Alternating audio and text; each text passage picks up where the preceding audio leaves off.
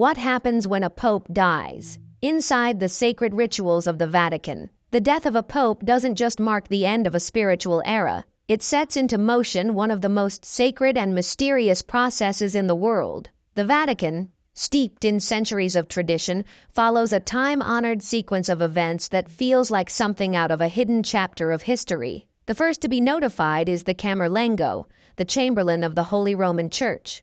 More than a messenger, he's the steward of the Church in this time of transition, a cardinal with both spiritual responsibility and administrative power. His most solemn duty? Confirming the Pope's passing. Standing beside the Pope's body, he gently calls the pontiff's baptismal name 3 times. Once, twice, a third time. Silence answers him, and that silence marks the moment the Pope is declared deceased. In accordance with long-standing Vatican tradition, no autopsy is conducted. A death certificate is issued, and the Camerlengo proceeds to seal the papal apartments. Once a protection against looting, now a safeguard for the Pope's final instructions and personal documents. Then comes a deeply symbolic act, the removal and ceremonial destruction of the Pope's signet, the Ring of the Fisherman. This ring, a mark of papal authority, is gently cut with shears in the presence of other cardinals.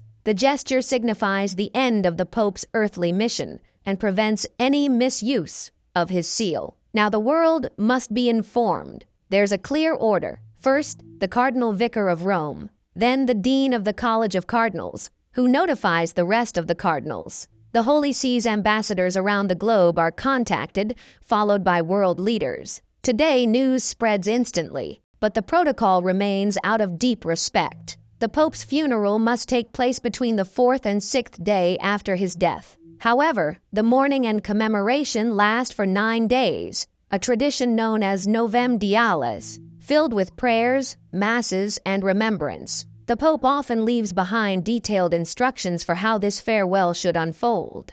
Then, the focus turns to the future. 15 days after the Pope's death, the College of Cardinals begins the ancient process known as the conclave, the election of a new spiritual leader. The word itself means with a key, and that's exactly what happens. The cardinals are sequestered inside the Sistine Chapel, completely cut off from the outside world. No phones, no news, no distractions, just solemn prayer, tradition, and the weight of history. All cardinals under the age of 80 are eligible to vote. In a lesser-known detail, even cardinals under ecclesiastical penalties may still participate. The conclave begins with Mass. Then the cardinals take an oath to follow the sacred rules, and the voting begins. To be elected pope, a cardinal must receive at least 2/3 of the vote. After each vote, the ballots are burned, and the world watches the chimney that rises above the chapel. Black smoke signals no decision has been made.